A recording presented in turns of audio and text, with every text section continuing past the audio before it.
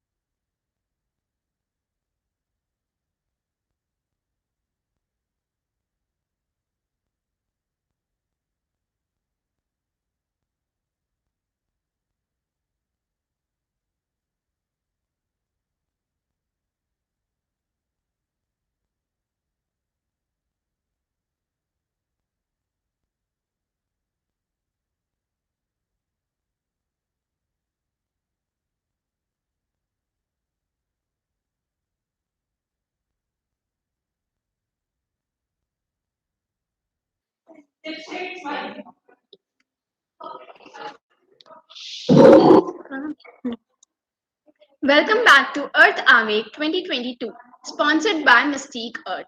It's not about ideas, it's about making ideas happen.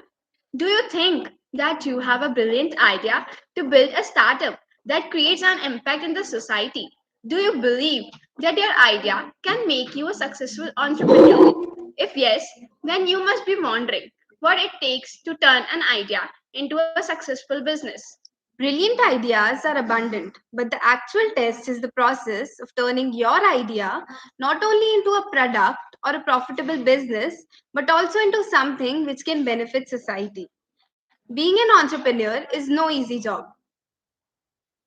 Good afternoon, everyone. This is Harsha Dalani, And this is Diksha Thavani. and it is both an honor and a privilege to welcome you all and your keen participation in this workshop on how to become a social entrepreneur.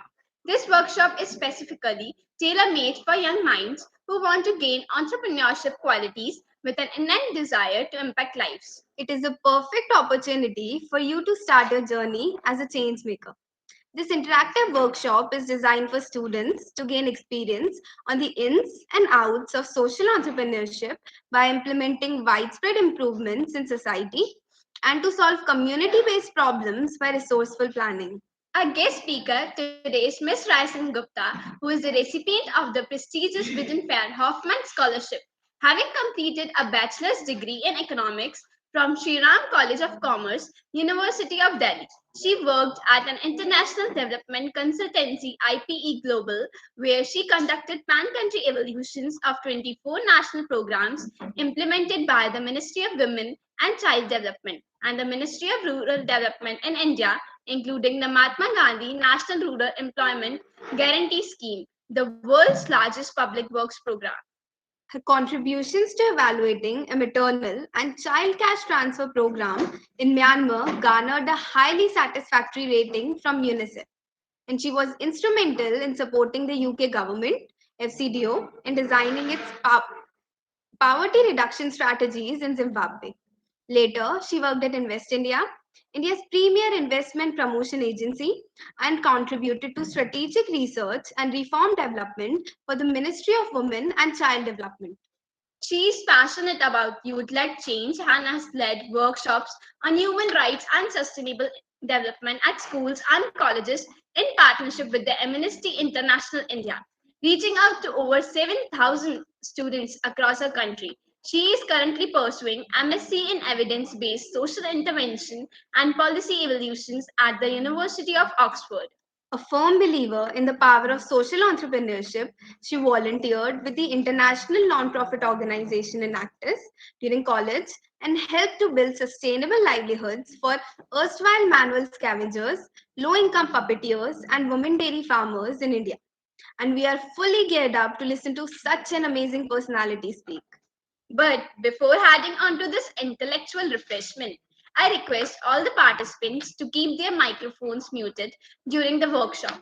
Also, we will be having a question and answer session at the end of the session, which will be taken up by ma'am. So post all your questions in the chat box. Coming to Eru coins, maximum of 20 Eru coins will be awarded at the end of this workshop, in which 10 Eru coins for attending this workshop and filling out the feedback form, and the rest 10 Eru coins on completing the quiz at the end, which will be based on this workshop. So without delaying any further, we request you, ma'am, to begin the session.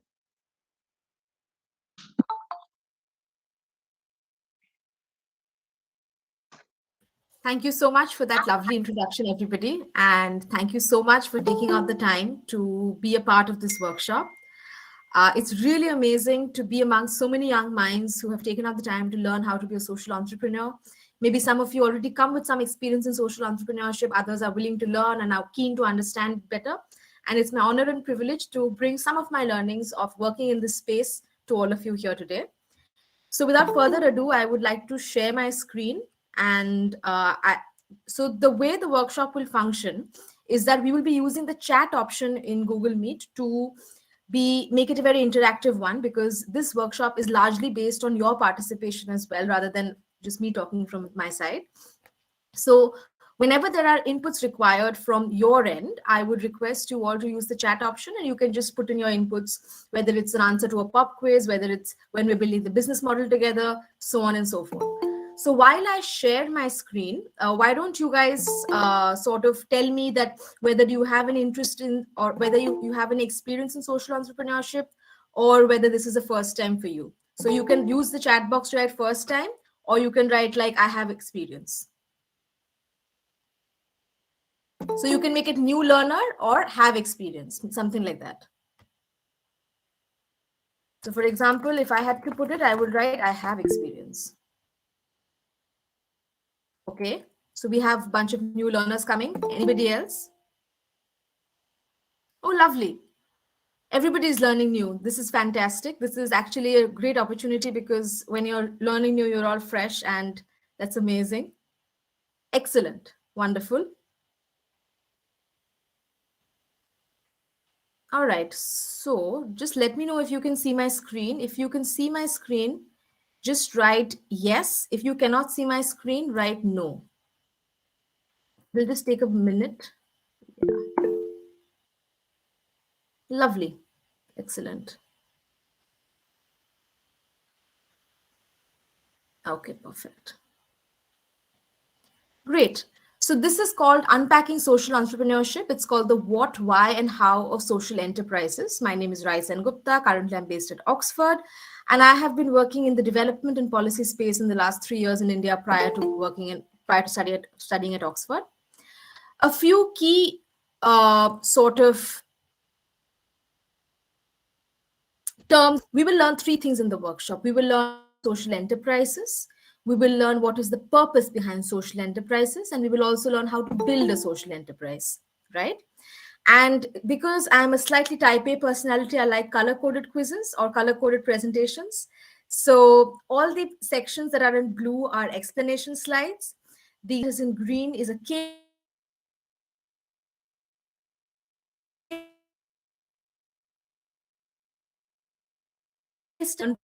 study which we will use to understand the concepts better.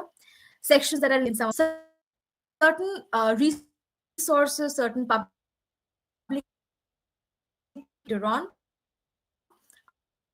are in yellow. So if you study something else, let me quiz. So if you understood this till now, just put a yes.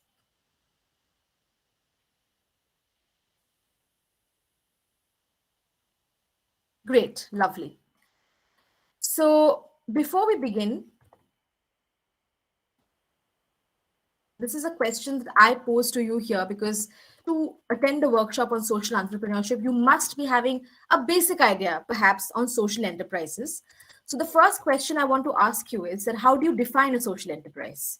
And this can be a layperson's answer. It doesn't have to be the right answer. It's just something that it's the way in which you conceptualize it. How do you define a social enterprise? And I would request you to use the chat option to answer.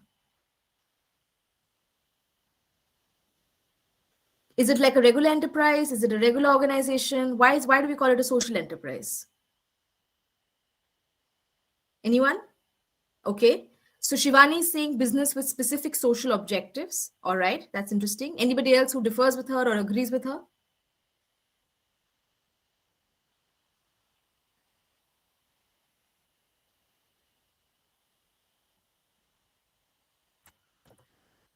All right, moving on to the next section, therefore. Okay, there is another answer coming up, which means to connect people with social connectivity. All right, interesting. The second one is, what do you think is the purpose of a social enterprise? So I think some people have said that it's related to sustainable development. Somebody has said that it's related to certain specific social objectives. Any other purpose that it is solving? Is it just solving an economic purpose, or is it a social purpose? Is it an environmental purpose? What do you think it is? What is the purpose? Why do we create social enterprises? Why do they exist?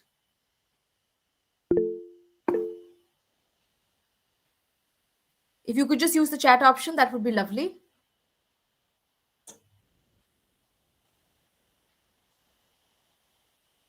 Great. So Akanksha is saying financial, social, as well as environmental purposes. Fantastic. Excellent. That is essentially the triple line purpose that we will be talking about in the future. And final question, or the last two questions actually, do you think social enterprises are the same as a regular enterprise? I mean, you all are pursuing subjects, I'm guessing, in the realm of economics, finance, business, etc. So I'm sure you will come with a certain level of understanding. That do you think they are the same as regular enterprises? If you think they're the same, why? If you think they're different, why not?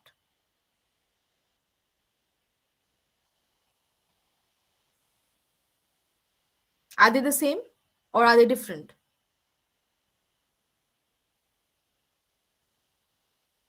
I mean, again, you don't have to get the right answer immediately. This is just to get a sense of where we are thinking before we proceed with the workshop.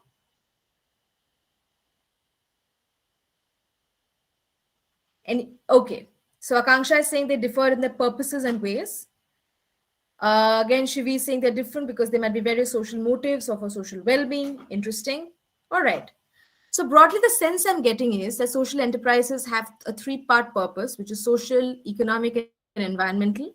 I'm also getting the social enterprises are driven by certain social motives. That's from your responses. And the third thing I'm getting is that they are similar to other enterprises in certain ways, but also different in other socially motivated ways. And let's kind of summarize these points in the next slide, which talks about the fact that a social enterprise essentially addresses at least one community issue by making or selling a product or service to paying customers. So essentially, there is a community issue at the core of a social enterprise. They're also called for-purpose companies. So essentially, they're driven by purpose, they're driven by a particular social cause, and therefore they're also called for-purpose companies. So later, when you read in the newspaper or when you're looking at an article online and you come across the term for-purpose companies, it refers to social enterprises, right?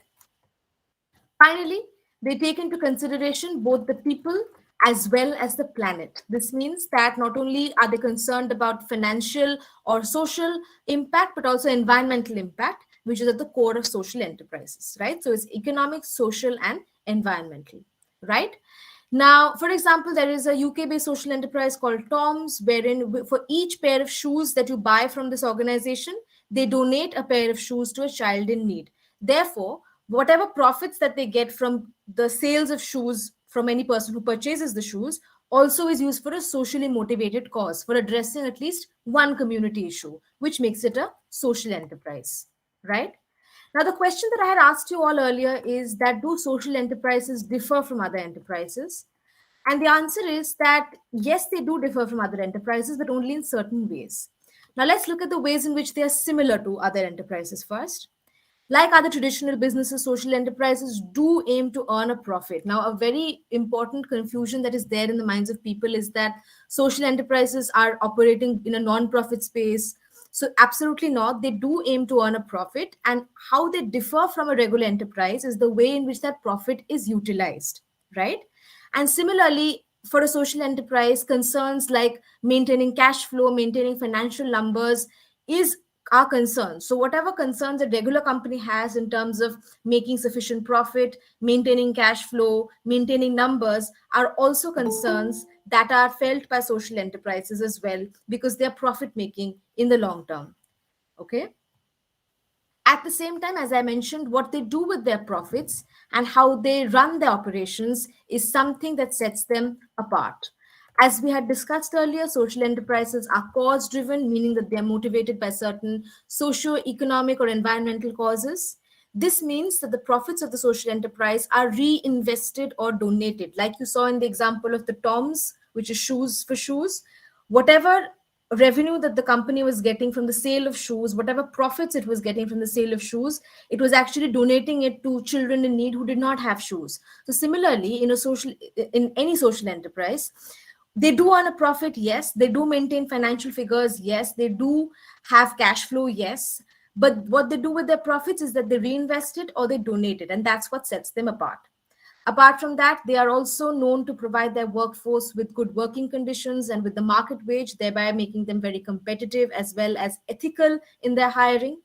And similarly, another concept is that the investors receive a return on their investment only, no dividend, essentially, right? That's another thing that sets them apart from a regular enterprise. All right. Now, based on the discussion we just had, why don't we kind of jump straight into a little quiz? You have three statements that have been given to you, A, B, and C. Go over the three statements, take a minute, and then say which of the statements are false. So you have been given four options underneath. Use the chat option to write which of the statement, as in which option do you think is correct? Is it option number 1, option number 2, option number 3, or option number 4? Take a minute. I'm going to stop talking right now. And why don't you use the chat option?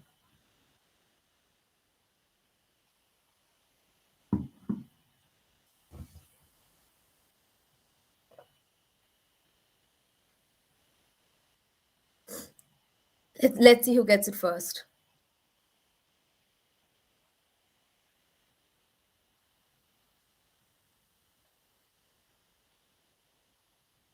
Okay, an overwhelming number of people are saying option number 2, which is B and C. Interesting. Excellent. So absolutely right. I'm so glad that in this, like we've just spent 10 minutes in the workshop and you already are being able to answer questions so well, which is fantastic. It is option number 2, B and C. The first statement is true because, as we mentioned, social enterprises have a triple line impact. The second statement, that they are only charities and not for profits, is false because social enterprises do earn profits. And this is again corroborated by the third statement, which again it's saying that it cannot earn a profit, which is again false. So B and C are false, and therefore option 2 is the right answer. Well done to all of you for getting it right so quickly. I think that's fantastic, and it also shows you're paying a lot of attention. Moving on to the next section right now, which is essentially designing a social enterprise playbook. Playbook means a set of instructions or a set of stages or steps through which a social enterprise can be built. This is the third learning outcome that we're talking about. So we've already gone over what is a social enterprise, what is the purpose behind a social enterprise, and now we are delving into the larger section of the workshop, which is how does one build a social enterprise. To explain this concept, I will be showing you guys a case study wherein this is from the time that I volunteered with the Enactus chapter of my college back in 2014 to 2017 in Sriram College of Commerce, and wherein we helped to develop a sustainable business model or a social enterprise for a community of low income puppeteers in New Delhi. In the next few slides, I will showcase the case study and its details. So if you guys want to take any notes, this is the best time to do, because we'll be using this very case study in the next few steps of the social enterprise building and in the analysis. So just feel free to take notes and clarify doubts at this stage. All right. Excellent. So the case study that we're looking at is the story of Project Kayakalp. And Project Kayakalp is set in the Katputli colony of West Delhi. The challenge that we faced was that Katputli colony is home to India's largest conglomerate of street artists. The puppeteers of Katputli colony faced a dwindling demand for their dying art, because as you would notice, puppetry is not something that is a very modern form of entertainment. It is something that is perhaps a more traditional form, one that you see in festivals or weddings, but that's something not that everybody would be demanding at this point. So the artists were facing a dwindling demand for their dying art. So this community of low-income puppeteers experienced very high levels of poverty, as well as lack of access to basic facilities like education, healthcare, sanitation, and so on, right? So this is the context in which we are building our understanding of social enterprises, and we are also trying to understand the problems that this community faced. My question to you is, do you think that social enterprise can be used to tackle such a challenge?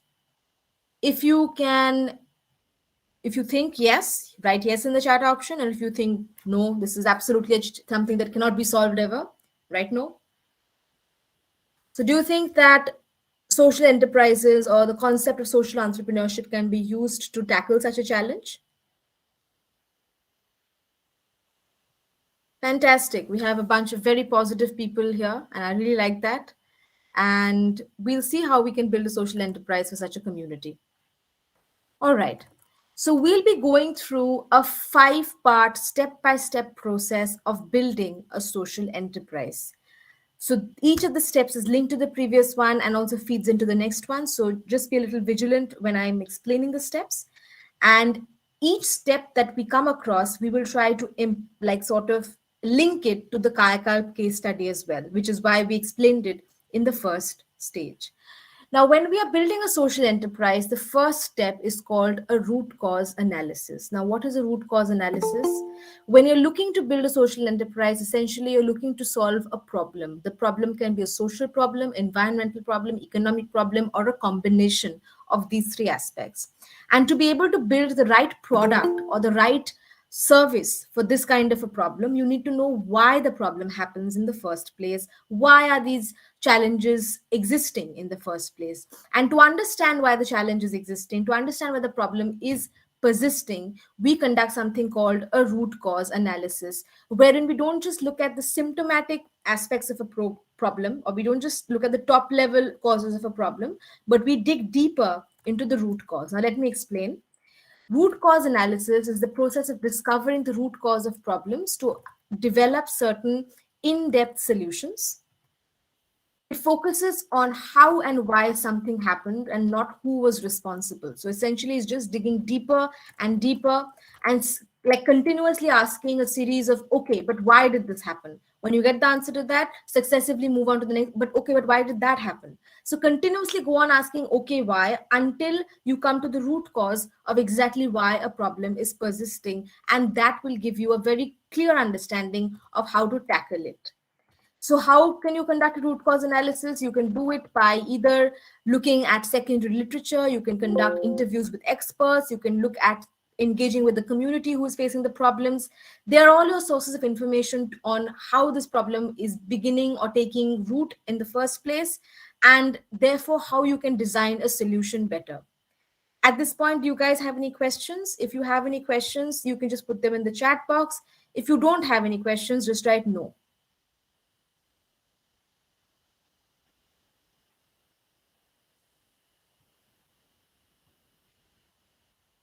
Any questions, you can just put it in the chat box. Otherwise, just keep writing no.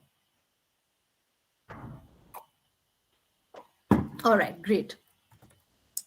So in the context of the root cause analysis, let's say this is the framework that we use, wherein you first define the problem to be tackled, then you look at the immediate cause or the immediate reason behind this problem, the deeper reasons behind the problem, and the root cause behind the problem. So you continuously go on digging deeper and deeper and deeper.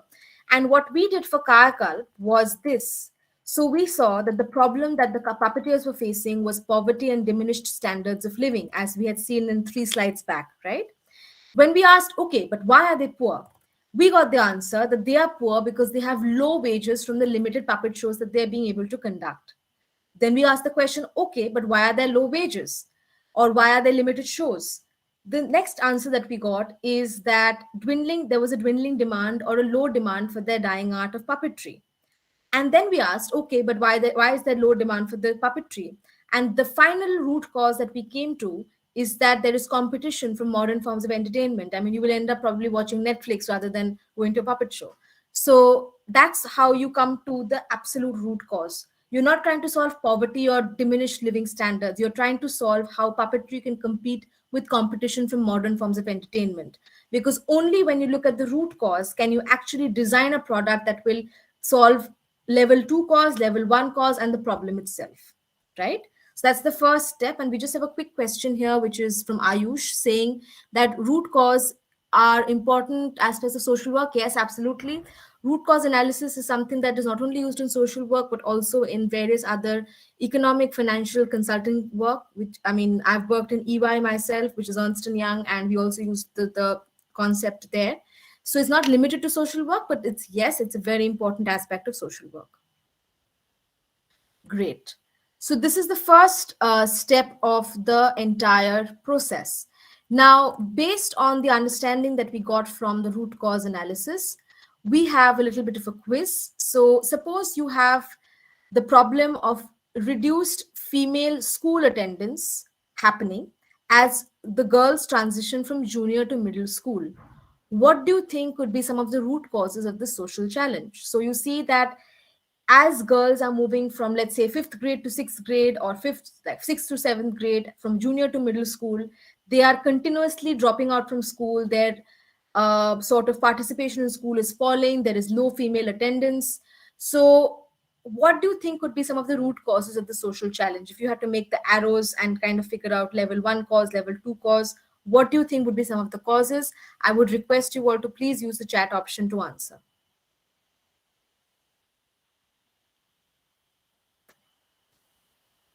Why do you think girls are dropping out as they transition from class 5 to class 6 in that stage from school?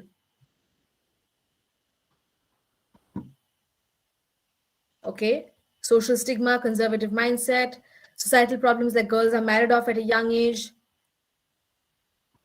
making them do housework rather than career-oriented work, lack of awareness and knowledge among the parents, absolutely.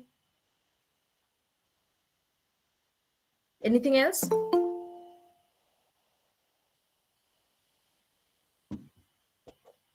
Narrow-minded people who don't want them to study. Menstruation is one of the reasons for rural areas, absolutely, because of the lack of sanitation. Patriarchy, girls hitting puberty, marriage is focused on more, absolutely. So essentially, if you were building a social enterprise for dealing with the social challenge of female dropout from school as one transitions from junior to middle school, you would first conduct a root cause analysis and figure out that in your community or in your context or in your area in which you're looking to create the social enterprise, what could be some of the root causes. And many of you have answered these questions absolutely correctly. So essentially, it could be because of sanitation challenges, as I think Akanksha pointed out.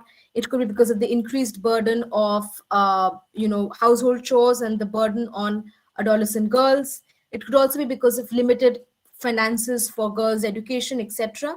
So my point is that in order to be able to actually solve this problem very accurately, it's very important to understand why it's happening in the first place, and not the first level why, not the second level why, but the absolute root cause. And that's the first step to building a social enterprise, right?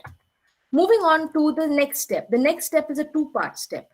The first part of of step number 2 is defining, refining, or creating the product being offered, right? So now you know, okay, why is the root cause, what is the root cause behind a particular problem? So you see that, okay, now I can maybe change my product or change the service or create a new product to be able to tackle the problem that I'm currently experiencing, or the community that I'm working for is currently experiencing.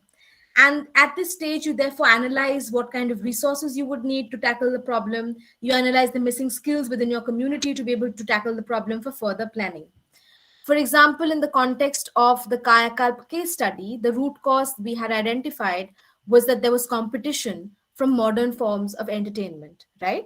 We had seen in the root cause analysis.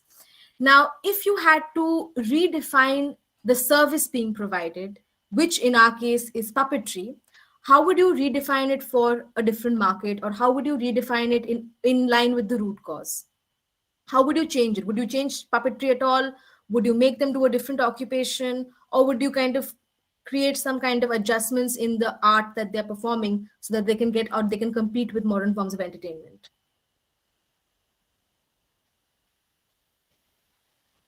Anybody?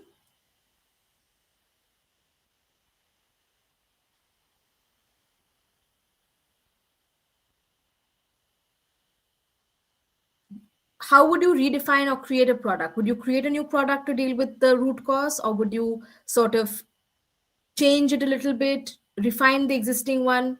And if you're creating adjustments, what kind of adjustments can you create? Okay. Some people are saying that advertisements can also help to create that awareness, all right? So what we did at Kayakalp is that we realized that puppetry had to be redefined for modern audiences, right? Because we are essentially trying to compete with modern forms of entertainment. That's number one. We realized that we have to expand to other forms of puppetry. So not just the traditional Rajasthani puppetry that they were very skilled at performing, but also expanding the product to other forms of puppetry like Muppetry or Bunraku puppetry, shadow puppetry, which are different forms of puppetry, just to broaden their expertise as well, because they're competing with Netflix. So you have to be diverse and you have to kind of sort of be able to adapt to the changing circumstances. The third thing that we realized that puppetry not only can be used to focus on traditional themes like the stories of kings and queens, but we can also focus on socially relevant themes, say hand washing or gender equality. So now you can see that in line with the root cause, we are changing the way puppetry is being sort of used by the puppeteers to earn a living. We are no longer saying the puppetry is traditional only. We are saying that, okay, expand it to other forms. We'll teach you to expand it to other forms. You will refine it for a modern audience, and we'll also create it on socially relevant themes. And based on these kind of products or service requirements that we identified, we realized that there were certain missing gaps or missing skills and resources that were required. We realized that in order to be refining puppetry for a modern audience, we need pathways to access that modern audience. In order to expand to other forms of puppetry, we need training in alternate forms of puppetry. In order for the puppeteers to create sort of shows on socially relevant themes, they need puppetry scripts and shows on alternate themes as well. So in the second step, you are essentially trying to see how you can resolve that root cause by changing your product, creating a new product, refining your product, and you're also identifying the missing skills and resources that would help to make that transition for yourself. This is the first step, or the first part of the second step, which is step number 2A. Step number 2B is a parallel step that you kind of conduct, wherein you identify the markets where your product or your service can be sold, and essentially the channels through which the product can be marketed. Many of you have mentioned that there are different channels. For example, some people mentioned online puppetry shows, some people mentioned advertisements, some people mentioned uh, different other kind of methods and channels through which you can actually reach out to modern forms of modern audiences. And at this point, it's very important to also analyze the competitor organizations or enterprises with similar product offerings to build on their successes and also to avoid possible failure. So not only are you refining your product, not only are you looking at missing resources and skills, but parallelly, you're also looking at different organizations you can partner with, different organizations you can learn from, different organizations' mistakes which you can avoid, and essentially the markets you can sell your new product in, and the channels through which these markets can be accessed. Now, in the case of Kayakalp, now we are saying that for Kayakalp, we are redefining puppetry, wherein we are building puppet shows for modern audiences and using socially relevant themes. What do you think would be some of the markets or some of the organizations with whom you can partner to conduct these shows? Which market or which organization would have an interest or a priority in actually financing or funding shows that are on social themes? Think hard, and this is where the creative juices are flowing, because it's important to look at how different organizations or different kinds of organizations. So is it just artistic bodies, or is it just crafts organizations, or can we look at broader organizations who would be excited to partner with Kayakalp now that it is having socially relevant themes, now that it is preparing shows for modern audiences? Anyone? Who do you think we could have partnered with? Okay, Aditi is saying OTT platforms, interesting. Who else could we partner with? Who would have an interest in ensuring that moral values, socially relevant themes are showcased to the general public? Or to maybe, okay, government, all right. Anybody else? Who could we have partnered with? Film associations, Ministry of Health Education, transport market, excellent. Absolutely.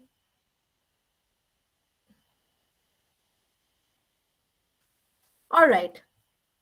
So what we did is we looked at 4 broad markets to be able to take forward our product. We looked at corporate events because they are looking to fund various social enterprises through their corporate social responsibility funding or CSR funding. We looked at school events because schools inherently have an interest in conducting any kind of event on socially relevant themes. They want to teach children good values, good ethics, good manners, and good practices like hand washing. So we partnered with schools. We partnered with Diwali melas and festive occasions because puppetry is traditional, so we wanted to kind of give that traditional flavor, where in Diwali melas you could perform the shows. And we also partnered with government events, as many of you mentioned, because there is a public priority that is given to keeping the traditional crafts alive, right? So essentially, you would understand that when you understand how markets work or how organizations and institutions within the markets work, you understand how their priorities work, right?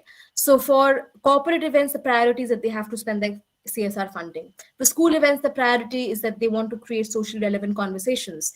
For Diwali Mela, the priority is traditional nature of the puppetry. And for government events, the priority is keeping the traditional crafts alive. And once you identify those market priorities, you know that, okay, these are the markets I can relate my product to and therefore sell my product in, right? So that's the second step. So step number, can somebody quickly relate step number 1 in the chat box? What do you think was step number 1 in the entire process of building the social enterprise, which we just discussed like 2 slides back?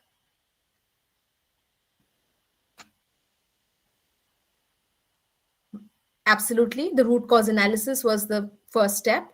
What was the second step? Second step, 2A. It doesn't have to be the exact word. You can just say it how you remember it.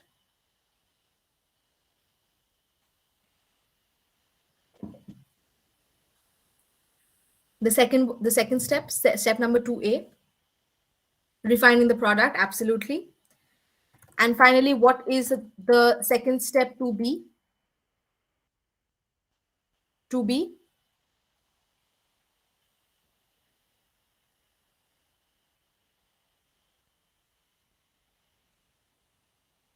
Great. Identifying markets. Fantastic. Well done. All right. The third step in the five-step process is mobilizing the community and the partners. Essentially, after you have built the idea of your product or service, after you have identified markets, after you've looked at competitors, after you have looked at missing skills, gaps, etc., you look at mobilizing the members of the community you're looking to target, as well as by articulating the objectives of the social enterprise. This is done by regular community meetings, detailed presentations with key social stakeholders like the funders, the trainers, regulators, thereby building crucial partnerships. Now, you cannot, of course, work in silo, you cannot work alone. You need to be working with an entire community of stakeholders, whether it is the community you're looking to impact, whether it is funders, whether it is regulators, trainers, etc. So there is an entire ecosystem of people you need to work with to build a social enterprise. And the third step is mobilizing that ecosystem, right? In the Kayak case study, who do you think would be some of the key partners to be mobilized based on the conversation that we just had? Just use the chat option to answer. Who do you think would be some of the key partners to be mobilized?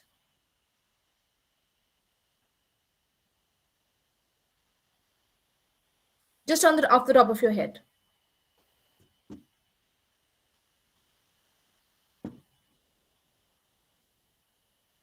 Okay, Akanksha has a question. So while I answer Akanksha's question, I would request the rest of you to please mention who would be the key partners to be mobilized. Akanksha is asking, it's a general trend that social enterprises are generally related to service sector as compared to manufacturing. Is there a particular reason? Akanksha, I'm not too sure whether it's only in the service sector and whether it is generally related to the service sector, because in many cases, there are examples of products being refined and products being sold, and the profits, of course, being reinvested for the purposes of building a social enterprise. I'm not entirely sure whether it's completely biased towards services versus product. But I feel that in the case of services, there is this, in particularly in India, we have a very booming service sector. We have a service sector that contributes significantly to the GDP of our country, and we have essentially leapfrogged from the agricultural to the service stage rather than going over the manufacturing one as definitively as perhaps other East Asian, South Asian economies. And therefore, perhaps the service sector is given impetus by the larger macroeconomic picture of the Indian context. And in many cases, building a new product perhaps requires prototyping, requires a certain amount of R&D, which requires a lot of funding, which may not be possible in certain cases. And whereas for the purposes of providing a service, it essentially requires training of people, perhaps which might be easier in certain contexts. So maybe that answers your question a little bit. All right, who would be the key partners to be mobilized? Who do you think, who would we have to talk to take this forward, that we need to redefine puppetry for modern audiences? Who would be some of the key people we would need to talk to and mobilize? The puppeteers themselves, absolutely. The community. Who else? Who would be the funders, trainers, regulators? Who else would be the people we would need to mobilize?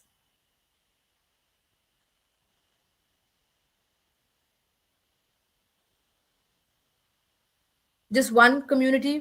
How do you think we'll only work with the puppeteers? We probably need some other people we would need to work with.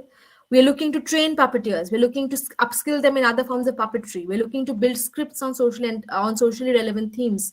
We're looking to reach out to potential funders like the government and schools and corporate organizations, right?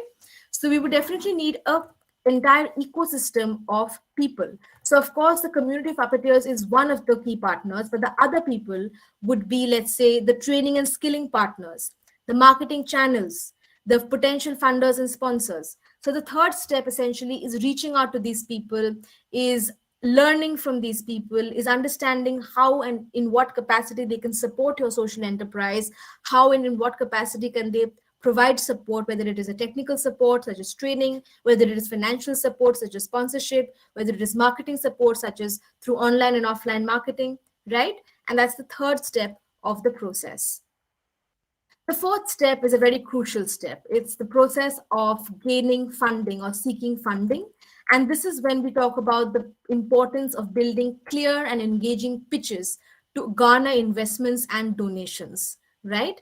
So at this point, apart from participating in business proposal competitions and applying for government and private grants, it is also important to refine one's elevator pitch. Now, why do we call it an elevator pitch? It is called an elevator pitch because it is expected that if you're stuck in an elevator with an important business, a venture capitalist or a business man or woman, or if you are stuck in an elevator with somebody who can fund your enterprise potentially, then essentially you have the time that it takes broadly from an elevator to go from one floor to another floor to be able to explain your idea in its entirety and to get that funder interested. And that's why it's called an elevator pitch, right?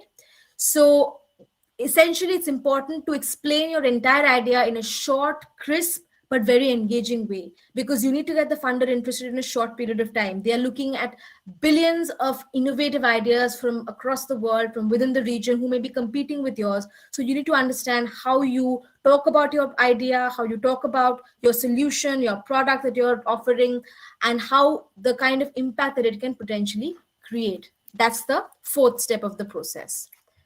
Now, in the case of the Kayakalp case study, what do you think would be some of the unique selling points that you would include in the elevator pitch? If you had to pitch this product that, okay, we are redefining puppetry for modern audiences, what would be some of the characteristics that you would mention to a potential funder in your pitch? Anyone? What do you think you could tell to them which would help them to get interested and engaged with the entire conversation?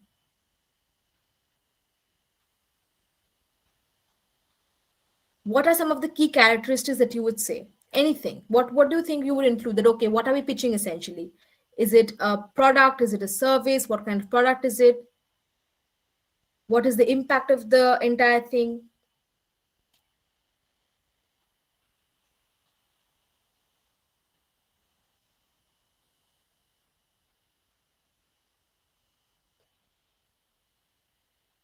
Anything?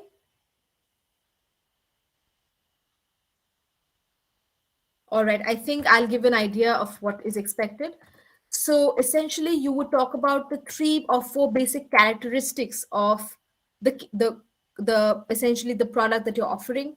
So you're providing incomes to an underprivileged community, you are preserving the dying art of puppetry, and you're also spreading socially relevant messages through a novel medium.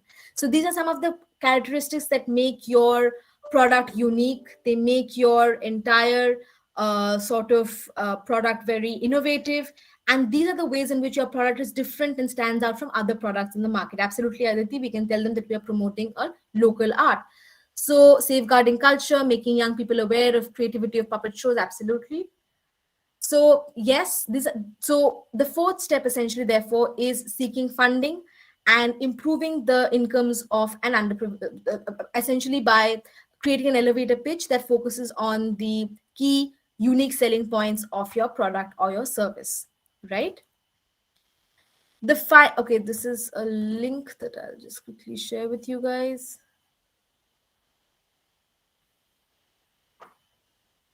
If you want to learn more about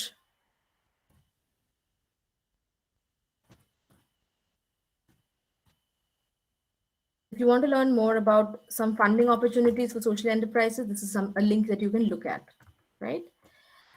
Okay. The final step is community training and marketing. So after you secure the funding from your necessary sources, you train or upskill the community members on the skills that are required to produce the refined product or service. And based on the skill gap map that we prepared in step number 2A.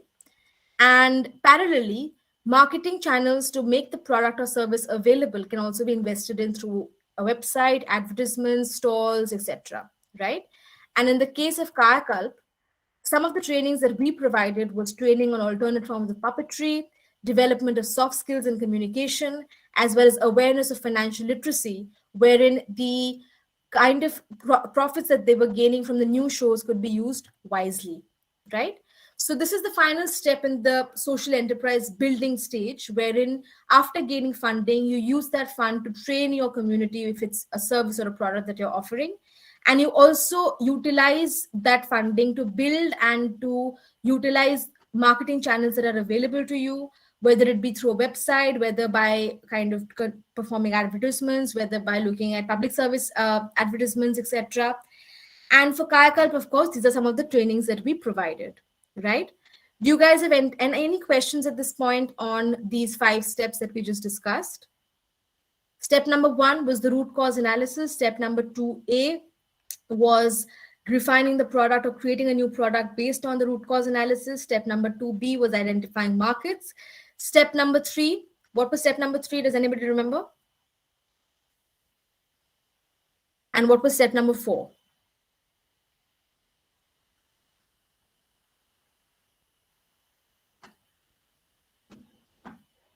Absolutely. Step number 3 was mobilizing the community. What was step number 4? Seeking funding through excellently crafted, crisp and clear elevator pitches. Absolutely. And finally, step number 5 is community training and marketing. Great. And this is actually a success story. Project Kayakalp is a real life social enterprise that has successfully improved the lives of puppeteers in Katputli colony, which is in West Delhi. Through Kayakalp, the puppeteers have now performed over 1850 shows and have registered a 4-fold increase in their incomes. And this has now been incorporated into a proper trust for arts and crafts. And these are some of the pictures from the project. You can see me in green sitting, I think, in the rightmost picture at the bottom. And it's a story that is very dear to my heart, because this is a case wherein, when I was particularly at a very young age, I was, I think, 18 when I started volunteering with them, that we were actually able to craft change based on the idea of social entrepreneurship. So that is something that is inspiring, because it allows you to understand how the tools that you get from business class or from an economics class can actually be used to create socio-economic and environmental impact in very positive manners, right? All right, and finally, moving on to some of, okay, let me just quickly share this link with you guys, which is on the Kayakalp Trust itself.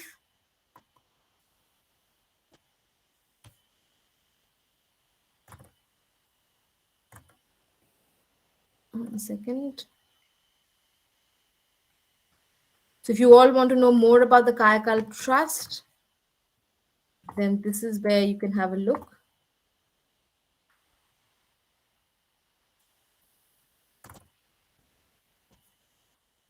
Great. Quick question before we wrap up. You have been given 3 statements, A, B, and C. Look over the statements and let me know which one is true. You have 4 options given to you, option 1, 2, 3, and 4. So why don't you go over the 3 statements and tell me which of the 4 options is true? You can use the chat option to make your answers.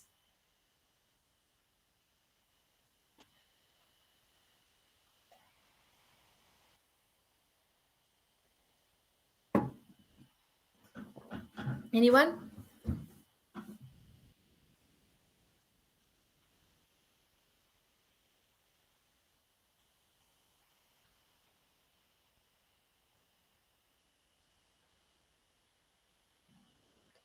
Anyone? We have one option. We have one answer right now, which is option 4, but anybody else?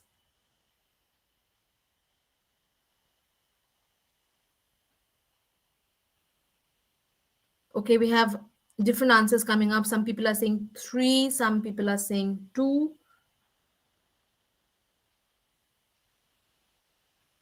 All right, let's see what the correct answer is.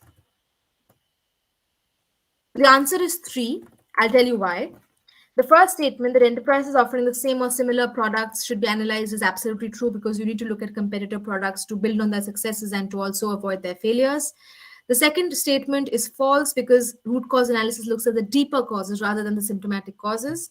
The third statement is true, because analyzing market priorities is very important, as we looked at in the case of Kayakalp, where we reached out to different markets based on their particular priorities. And finally, moving on to the final thoughts that I want to leave you all with, which is that social enterprises are cause-driven. That's number 1.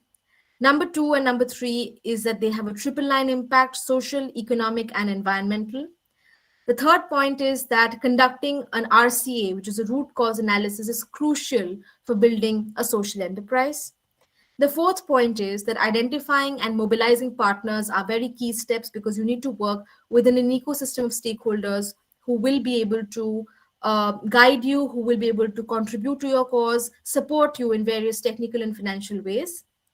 And finally, pitches for funding should crucially focus on the enterprise USPs, or the unique selling points. And for building social enterprises, I'm quickly sharing a link to a lovely TED talk which I have watched, which was very, very interesting. So you all can have a look when you have the time. It's quite inspiring and motivating. And with that, I conclude. Thank you so much for being a lovely and patient audience.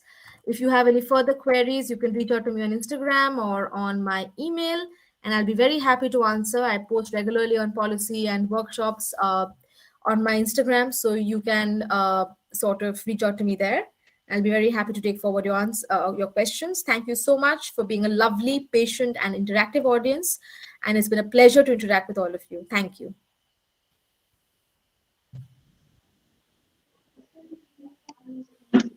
That was indeed a very intellectually exhilarating session that ignited and inspired our minds through the concept of social entrepreneurship.